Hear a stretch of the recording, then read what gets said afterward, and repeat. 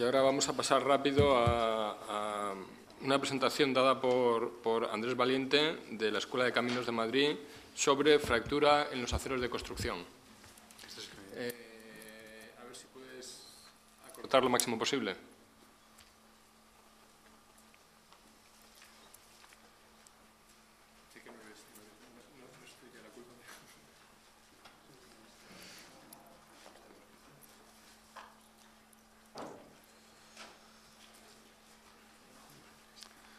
Muy bien, buenos días a todos. En primer lugar, tengo que disculpar a Andrés Valiente porque no ha podido venir. Entonces, bueno, estaba previsto que viniéramos los dos. La voy a dar yo, que soy Jesús Ruiz, profesor del Departamento de Ciencia de Materiales de la Escuela de Ingenieros de Caminos de la Politécnica. Intentaré ser lo más breve que sea posible. Bien, voy a hablar un poco sobre las actividades del Departamento de Ciencia de Materiales en cuanto a la investigación en aceros, y una parte importante de esta investigación se refiere a la fractura de aceros de construcción. Entonces, bueno, voy a tratar de contar un poco lo que nosotros hacemos en este caso. Voy a hacer una breve introducción en primer lugar y voy a tratar sobre todo al principio de la fractura, concretamente en lo que se refiere a metodología, ámbito de aplicación y un pequeño ejemplito que yo creo que es de interés en la aplicación del Eurocódigo 3. Y luego, si me da tiempo, hablaré de cómo trata el Eurocódigo 3 el desgarro laminar, pero si no me da tiempo, no lo trataré. ¿De acuerdo? Y finalmente haré unas pequeñas conclusiones. El Departamento de Ciencia de Materiales realiza desde hace bastante tiempo investigación en el área de aceros y, concretamente, si tuviera que describir las líneas de una manera sucinta, pues hablaría de fatiga de materiales metálicos, fractura e integridad estructural y una parte de ingeniería civil forense que también es bastante interesante. Ahí he puesto unas fotografías que creo que son bastante pertinentes del trabajo que hacemos.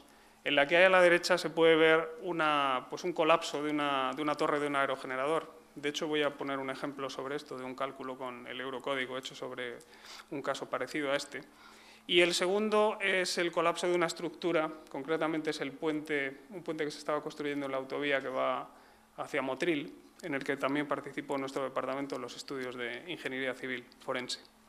También tenemos, aunque aquí no lo he puesto por falta de tiempo, una actividad bastante destacada en el área de los aceros de pretensado. De hecho, llevamos casi 8 o 10 años trabajando en este área, y sobre todo en el efecto que tienen las tensiones residuales en el comportamiento de los aceros de pretensado y sobre todo en su comportamiento en corrosión bajo tensión.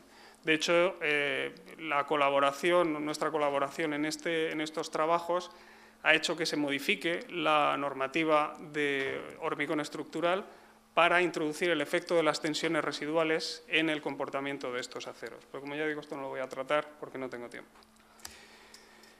Me voy a centrar básicamente en cómo trata la fractura el Eurocódigo 3 y la instrucción del acero estructural que acaba de salir, que es básicamente una copia, y las normas que hay. Bueno, el problema de la fractura es un problema que habitualmente no se ha tratado mucho porque se ha considerado que es algo, es una cosa de investigación, básicamente. Y en el caso del Eurocódigo, la gran ventaja que tiene es que por primera vez yo creo que se sistematiza y se intenta aplicar este tipo de conocimientos, que eran más un problema de investigación, se intenta aplicar al diseño. Entonces, en este caso, lo que se intenta básicamente es prevenir una fractura no dúctil en una estructura, en este caso en acero, porque es un código de proyecto en acero. Concretamente, queremos evitar la rotura por la propagación inestable de la fisura.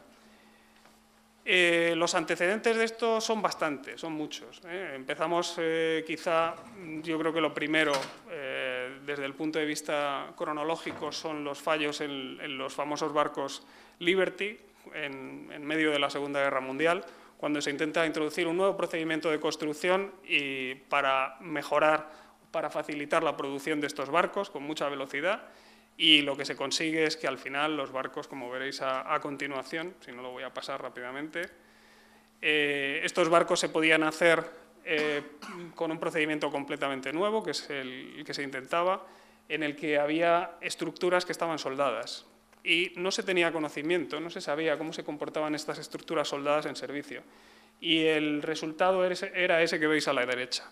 Un 30% de esos barcos que se fabricaron tuvieron roturas catastróficas, no tan grandes quizá como este, que es el peor, que es el Schenectady, pero se partieron por la mitad, básicamente.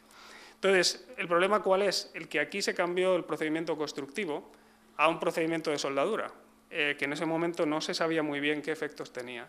Y solamente con el cambio de temperatura que se producía en estas aguas en las que estaban navegando los barcos, que no habían salido prácticamente ni del puerto, se producía esa rotura, porque este es un fenómeno que se conoce ahora bien, que es el de la transición dúctil-frágil. Cuando baja la temperatura, el material se vuelve mucho más frágil. Entonces, esto es lo que nosotros tenemos que tener en cuenta en el proyecto.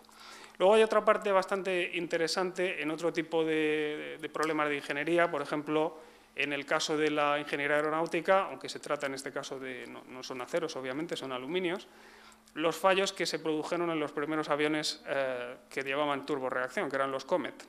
Y en ese caso, pues, hubo una serie de fracturas encadenadas que hicieron que esta compañía prácticamente desapareciera. Y luego hay, por supuesto, otra serie de ingenierías también en las que se han incluido los fallos o la prevención de la fractura no dúctil, de la fractura frágil, como es el caso de la ingeniería nuclear y la ingeniería civil. Aquí, bueno, estoy presentando un poco los antecedentes que hay en la normativa técnica española, no me voy a extender en esto. Simplemente lo que voy a decir es que las recomendaciones que se hicieron en algunas de las primeras instrucciones, concretamente esta RPM es una instrucción para puentes de carreteras y RPX es una instrucción para puentes mixtos. En ese caso se hicieron investigaciones sobre el efecto de la temperatura y el espesor en la tenacidad de fractura de aceros de construcción en nuestro departamento. Y esto, la verdad es que yo creo que dio lugar a resultados bastante concluyentes para incluir en esas recomendaciones. ¿Cómo se trabaja? Vamos a ver cómo se trabaja desde el punto de vista ingenieril y luego voy a poner un ejemplo. El método tiene que ser necesariamente sencillo de usar en lo posible. Entonces, esta metodología para la selección es una metodología para la selección de aceros basada en la tenacidad de fractura. La tenacidad de fractura es una propiedad, se considera propiedad del material si es tenacidad de fractura en deformación plana, en régimen elástico lineal. Es una medida de la resistencia a la propagación de fisuras, es una medida de la resistencia del material a la rotura frágil. Entonces, en este caso, nosotros lo que hacemos en el método, que está en el Eurocódigo, es entrar con una serie de parámetros en una tabla, para simplificárselo lo más posible al ingeniero, y a partir de ahí se llega a un determinado valor del espesor máximo que se puede utilizar del acero, de la calidad de acero con la que estemos trabajando, en función de la aplicación y en función de las tensiones aplicadas y de toda una serie de parámetros como los que tenemos aquí. No me voy a extender en esto, quiero más bien ir al ejemplo. ¿Dónde está la contribución de la mecánica de fractura? Pues bueno, la contribución de la mecánica de fractura está escondida dentro del procedimiento y es bastante compleja, ¿de acuerdo? No me voy a referir a ello, no tiene sentido. Pero lo que sí quiero que sepan es que la metodología incluye efectos de la temperatura, que afectan, como sabemos, a la tenacidad de fractura, al espesor de la chapa, a la velocidad de deformación, incluso al conformado en frío y al tipo de detalle estructural del que se esté tratando. Básicamente la tabla es una tabla de este tipo, vamos, no pretendo que se la aprendan de memoria, como es lógico, de hecho no se ve, pero lo que tenemos aquí es el tipo de acero, con unos subtipos dependiendo de la energía Charpy que tenga cada uno de ellos, que es una medida de la tenacidad, y luego una temperatura de referencia y una tensión. Vamos a ver cómo se aplica ahora.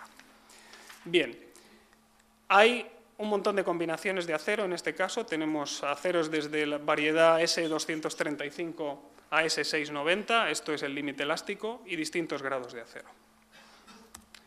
Vamos a ver cómo se aplica esto en el caso de un aerogenerador. Esto es un caso real, es una rotura de una torre de un aerogenerador, en el cual la rotura se produjo justamente a nivel del suelo, en la brida de cimentación.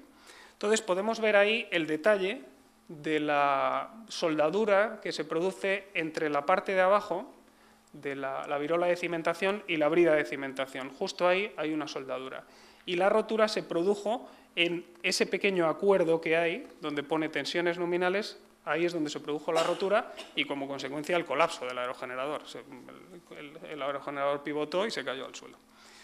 Entonces, una de las cosas que hay que ver aquí es, en función de los aceros que se podían poner en este caso, cuál es la limitación del espesor que impone el eurocódigo. Entonces, bueno, desgraciadamente tampoco se ve demasiado bien en este caso. Lo que hace el eurocódigo es plantear una serie de hipótesis, entre ellas la primera, tenemos que saber cuál es la temperatura mínima del ambiente de la estructura. Esto se recoge de un mínimo histórico que tiene la AEMET en el emplazamiento donde se encontraba la torre, y luego lo que hacemos es minimizar esa temperatura, hacerla cada vez más baja con una serie de efectos, como son el de la velocidad de formación, conformado en frío, también el caso de la propia conducción del calor en la estructura, y entonces lo que tenemos es que aparece una temperatura que es una temperatura de referencia, que en este caso es cercana a 40 grados bajo cero, y con esta temperatura de referencia y con la máxima tensión, esta que tenemos ahí, que es una tensión nominal, sin tener en cuenta concentraciones de tensiones, entramos en la tabla y entonces nos encontramos lo siguiente. Nos encontramos que para los tipos de acero con los que se puede trabajar, en este caso, con los que estaban indicados, el espesor máximo en un caso es de 73 milímetros y el espesor máximo es de 54 en el caso del acero que tiene menor tenacidad de fractura.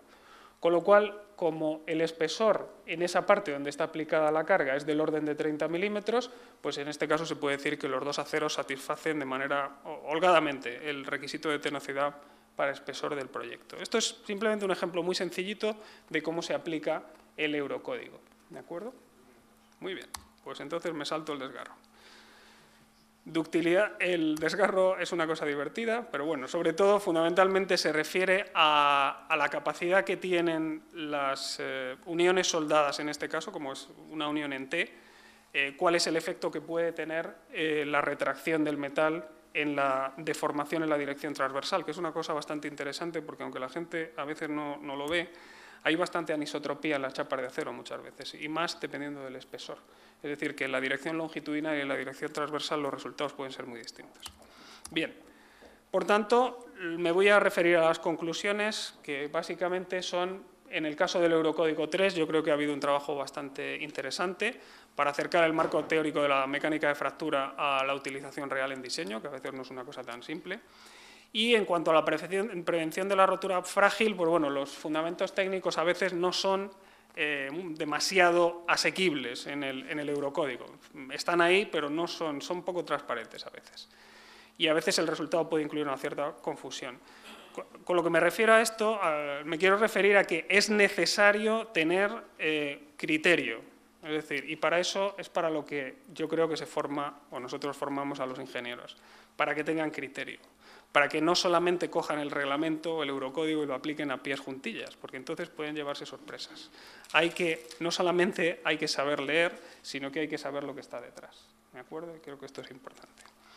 Bien, y sobre todo mi último mensaje, coincido en lo que han dicho varias personas antes de mí, es que, contrariamente a lo que pueda parecer, los aceros tienen gran interés científico-tecnológico ahora. Tenemos muchas cosas todavía que no sabemos solucionar y, por tanto, mi mensaje es de ánimo para el que quiera dedicarse a esta línea de investigación. Muchas gracias.